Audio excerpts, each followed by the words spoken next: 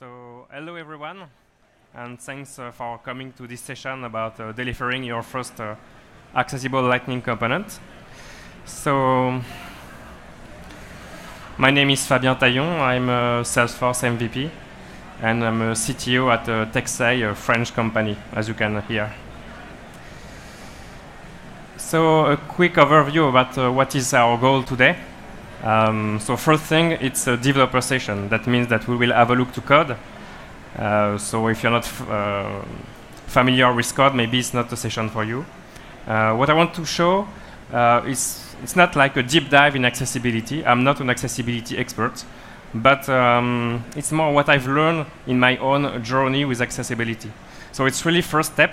We are not going to do something like the dashboard builder that is done in Lightning, which is awesome. Here it's a really first step, really small things that you can add to your code at almost no cost that will change your component to a non-accessible one to a great accessible Lightning component. So really first step about the accessibility. So first, what is accessibility actually? So, well, it's quite difficult to find worldwide numbers on accessibility, but in the US here, there are almost 1 in 5 people that have disability. So it can be lots of disabilities, like color blindness, which affect 1 in 12 men, or 1 in 200 women, so that's pretty unlucky for us guys, but that's the way it is. And 5% of the population. And another number, 13% have hearing problems. So it's more people than what you may think, actually. And the other thing I liked when I prepared this presentation was to see that actually, when we think about disabilities, we always think about someone that can't see anything, which actually is not really true. There are lots of other disabilities, and more than that, it can be like temporary disabilities, which means it can be you. Maybe you broke your arm in, I don't know, doing ski or stuff like that. Maybe you have your computer whose screen is next to the sun and you can't really see what's on it. So it can be lots of things that can happen to you even though you don't have any disability or permanent disability. So having breaking your arm, for instance, it will be hard for you to use your app if it's not accessible correctly. So I put a link that's pretty interesting. It's from the team at Microsoft. They did a small PDF documents with this kinds of information where you can see for different type of disability what is permanent and what is a temporary. So it's pretty useful to understand that it's not only a few guys disabled that you don't know about and that you never see. It's more than what you think, and it can be you at some point also. So, have you heard about ARIA? No? So, well, it's not this one, it's another one. This one is more famous. So, what is ARIA? ARIA, it stands for Accessible Rich Internet Application, and it's developed by W3C. So it's a real standard for giving accessibility to your Lightning components or even website or any web app you can do. It's great for SPA, so single page application.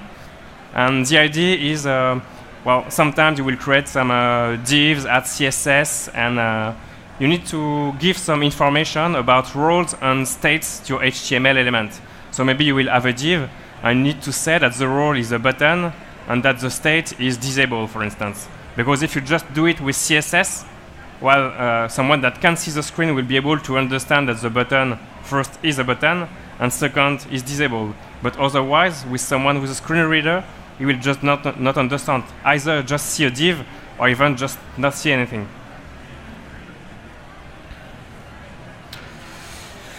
There is another one which is called WCAG, and it's a Web Content Accessibility Guideline. So it's an international law, because so there is one part which is you want to create a good application for your user, but another part in some country like in the US, where and it depends on the client you are working for, accessibility is mandatory, so it's not an option. You need to confirm to look at this law and do everything that is to be compliant with the law to sell your application. So this is really important too. There are several levels of compliance, A, AA, and AAA. It depends on who you are going to work for. And for the US, it's slightly bit different. It's something called Section 508. But I don't exactly know the details, but it's almost the same idea, but it's different. So what I want to show you is a really simple example. So what are we doing in Salesforce usually? What I do as a Salesforce developer, I'm mostly doing forms. I can do some complicated stuff, but the first thing I'm doing when I'm developing something, it will be a form for whatever reason, because at some point we will collect information about someone, about a contact or whatever. So I choose a really simple one to show you that even for something like this, which seems really, really simple, it won't work without a few things that you need to have in mind. So this is what a screen reader will see. So I will just go back. This is what you will see with your eyes. But if you use a screen reader, there is almost nothing left. So if you compare, you see that there is a problem. You will agree with that. And to change from one to the other, it's quite easy. It's just that we don't have when we create something, maybe we will think about design, UX, UI. We'll think about responsiveness, if it should be available on mobile. But we don't really think about accessibility. But it's something that, for this example, can be changed really easily and quickly. It's just that we should think about it. That's it. It's not part of our main workflow, but it should be there. So let's have a quick look and let's fix it. So let's switch. Okay. So this is the component. I will try to activate VoiceOver. Here we are.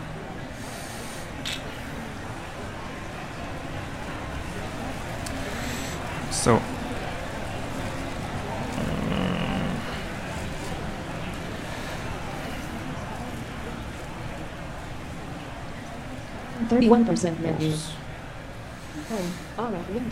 so there is some sound, but if you can hear, there is the same thing written at the top.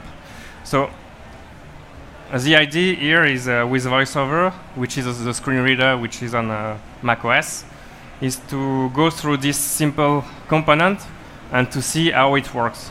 So you can see that the first field is quite okay. So it told me about Chrome and whatever because it's the first field I selected. But it will tell me that's the first name and that it's a text that I can edit. And then I will try to tab to the other field. Okay. And here you see that it's just edit and text and blank. So you don't know what this field is. And if I go to the other one, it's the same. And if I want to go to the button, well, actually, it switched to something else. I don't know where it is on the screen, but it's I guess it's on Chrome. It didn't see that there is a button. So this is not visible. This is not visible. Only the first field is known for a screen reader. So for you guys that can see, you will just see a great Lightning component. Will be able to use it, and it will be fine for you. If you use a screen reader, you will just know that one field is first name, and there are two other fields, but you don't know what they are, and there is no action because there is no button. So why is this actually? So let's have a look to code. Should stop that. Okay. So let's start by the fields actually. Why is the first field working but not the two other? It should be the same for all of them, either not working or all working. So what I did here, I went to the Lightning Design System website. So for those who don't know this website, it's all the CSS you can reuse, and they build like Lightning experience with it. And it's really nice because I can select my own the component I want to use. Here it's an input, and it will display me the code I just need to copy paste to use. So I'm a lazy developer, so I took this, copy paste everything, and you can see it's here. So this is exactly what I copy-pasted from Lightning Design System, which is sort of okay. I change the name, of course, except that what you will notice, I have 3 fields, so I'm lazy. I copy-pasted the section 3 times. And something that is not good is that here there is an ID, which is something that says, okay, I have a label here, and this label is used to give information about this input. But as I don't really know what this is used for, and I'm not lazy, and I don't know anything about accessibility, well, I just change the label of the field, first name, name, and title, and that's it. But the screen reader, for him, he sees one label, but the ID is used several times, so he doesn't know what to do with it. So only on the first field, he will tell me that it's the first name, and the 2 other is lost, so he will not say anything. So if you want to try to fix it, well, I could get and do some nice IDs, but I will go fast and use different like this. Let's save it. Okay. Accessibility options. Okay. So here we have first name, name, title. So you see what I just did. I changed 2 IDs. It took me 30 seconds, but the user that will use a screen reader, he knows which field he will access to. So it's, I mean, if you think about it and you know how to do it, to you it will cost nothing, but your component will be much more accessible at no cost. So this is the first step, but then you still see that the create contact button is not used here. So we need to fix it too. So let's have a quick look.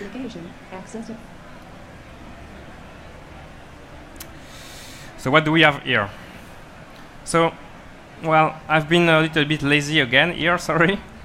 It's so there are nice classes in the Lightning Design System with our SLDS button.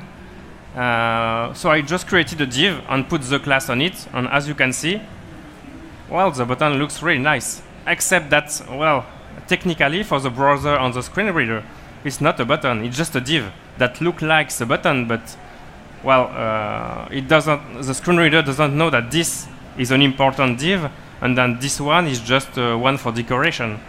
So a div is a div, and it doesn't know that it should be selected and displayed as a button for the screen reader. So we have several solutions.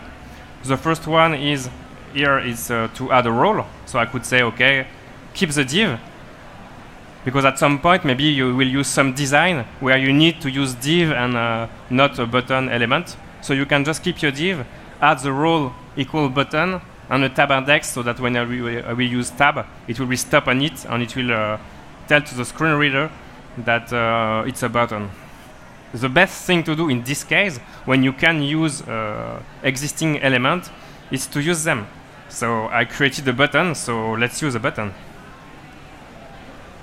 So this is almost exactly the same, except that the div is replaced by a button element, HTML element. So let's refresh. Let's activate again. Okay. So 3 fields are still okay. Oh, what? Oh, I forgot to remove the other. But so now you see that the screen reader will just stop on your button and display the correct information about it. So now someone with a screen reader will know that it's a create contact, this is a label, and that it's a button, and that there is an action behind it. So again, if you look at what I did, let's stop this. If you look at what I did, I just changed these labels, this one, and this one, and remove the div to replace it by a button. So it took me, I don't know, I think it's 30 seconds, maybe 1 minute. But from the first component that was totally inaccessible, I now have a fully accessible component at almost no cost. So for all developers doing Lightning developments, I think it's great to have this in mind, so that you will remember it when you do your developments. So if I go quickly back to the slides.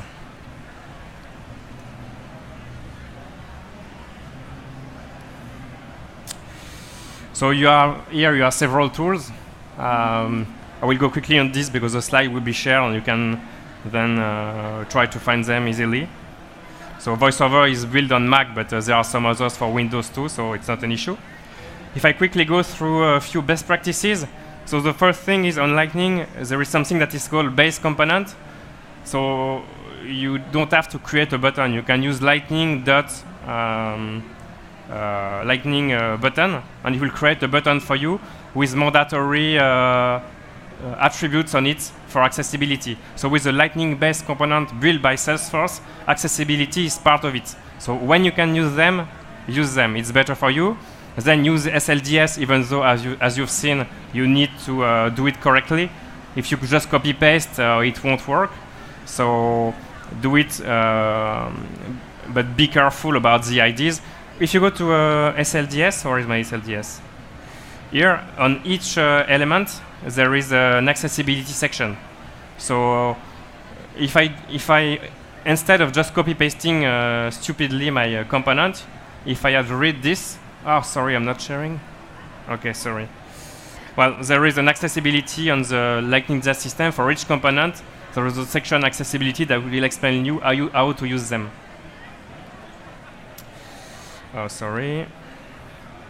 So use tags with meaning. If you are creating a button, use a button. Don't use a div. Set labels on ID correctly, as I've shown you.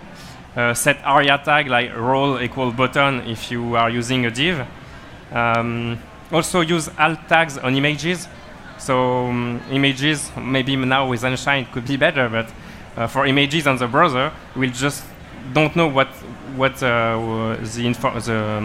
the image is about. So use the alt on it, and the screen reader will be able to display the information to the user. Use ARIA instead of pixels. So if I just want to set my font larger, it will behave nicely. You can test your color ratio too, to be sure that if you have color blindness, you will be able to see the text on a white background, for example. And yeah, one important thing is to try not to use only one way to convey a message, which is if I have a button and I want to display something on it, maybe I will put it in green or in red. But if you are colorblind, you won't be able to understand and to see this color. So use a second thing like states of in ARIA. One last thing before finishing. I don't know if you've played already with Salesforce DX. If you did, there is something that is called deploy to Salesforce DX.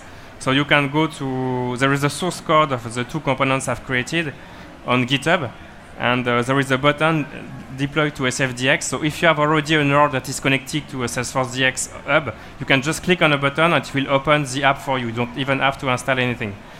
And if you don't know Salesforce DX, I'm sure there are lots of sessions during Dreamforce. So don't miss them. And that's it. Thank you.